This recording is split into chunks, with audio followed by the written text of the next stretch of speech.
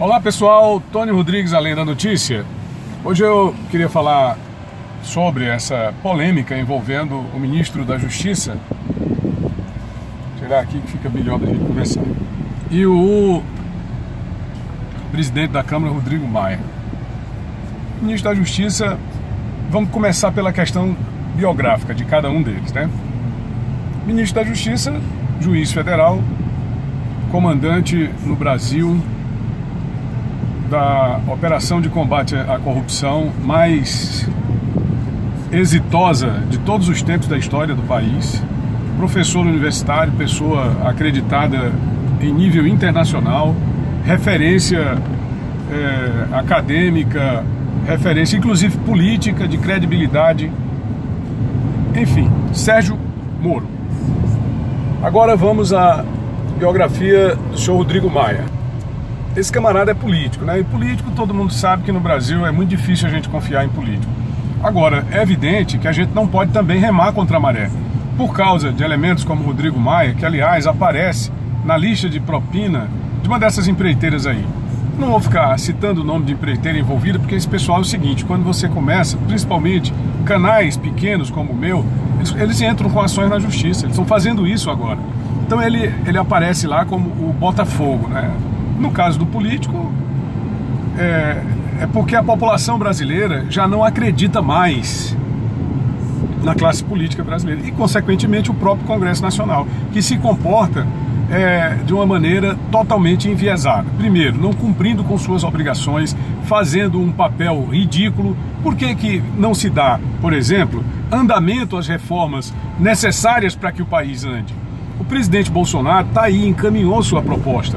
Essa discussão sobre proposta de reforma da Previdência é uma coisa que já existe há decênios.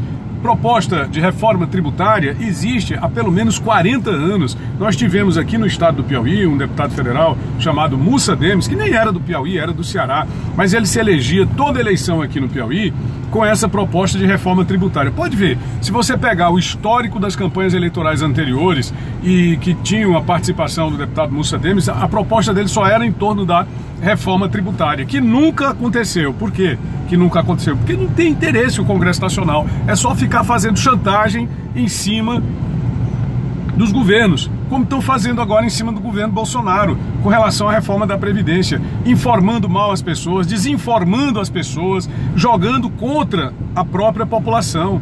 Eu observo, por exemplo, em relação a esse episódio, em que Rodrigo Maia, fica querendo se fazer de muito importante, não é? Muito gostoso. Ele é empregado do presidente Bolsonaro, e o presidente Bolsonaro é presidente de um poder, eu sou presidente do outro. Tem uma frase muito interessante do Charles Chaplin, quando ele dizia o seguinte: não é o tempo que passa, é o poder que acaba. Todas essas pessoas, elas só têm poder enquanto estão naquela função ali da presidência da Câmara Federal. Por exemplo, o que é Rodrigo Maia? Rodrigo Maia tem um poder que pode ser equivalente ao poder de Arlindo Quinalha ou de Eduardo Cunha, que era muito poderoso enquanto era presidente da Câmara Federal. Ou ainda João Paulo Cunha, ou Severino Cavalcante, ou Ibsen Pinheiro, que comandou o impeachment de Fernando Collor de Mello, ou Aldo Rebelo, que foi presidente da Câmara e tinha muito poder. Quer dizer, todas essas pessoas, elas têm poder enquanto elas estão, naquele momento, exercendo a função de presidência da Câmara Federal. Depois que elas saem desta função, desta atribuição, elas perdem completamente tanto o seu poder quanto a sua importância. E aí tem uma outra afirmação, esta da minha própria lavra, que diz o seguinte: o poder traz a ilusão da eternidade. Quem está no poder acha que ele não acaba nunca. Daí uma pessoa como ele chegar a dizer que o Sérgio Moro é empregado. O Sérgio Moro, ele está prestando uma contribuição com o seu pacote anticrime. Por que o Sérgio Moro mandou essas mensagens para esse presidente da Câmara Federal? Para que ele tentasse agilizar junto às lideranças partidárias, porque ele diz que tem poder junto às lideranças. É claro que ele tem, se eles quisessem, eles já teriam votado a reforma da Previdência e, na sequência, o pacote anticrime. Então, todos os homicídios, todos os crimes que acontecem no Brasil hoje podem se colocar diretamente na conta dos congressistas.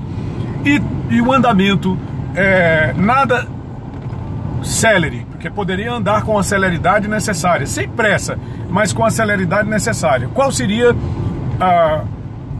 o trâmite? O trâmite seria o trâmite justo, o trâmite apropriado, desde que o papel cumprisse com o seu papel, ou o Congresso cumprisse com o seu papel, com as suas prerrogativas, mas não cumpre, não faz. Fica fazendo chantagem, pressão, em troca de quê? De cargos, de emendas parlamentares para suas bases. Então, lamentavelmente, nessa queda de braço, quem perde é o país. Agora, quem está correto aí é o ministro da Justiça, Sérgio Moro, como sempre esteve, desde que comandou a Operação Lava Jato, que não perdeu com sua saída, porque em seu lugar entraram pessoas que têm o mesmo compromisso com o país e o mesmo nível de responsabilidade institucional. É isso aí. Se você gostou, deixe o seu gostei, se inscreve no canal e ative as notificações. Tony Rodrigues, Além da Notícia, muito obrigado, valeu!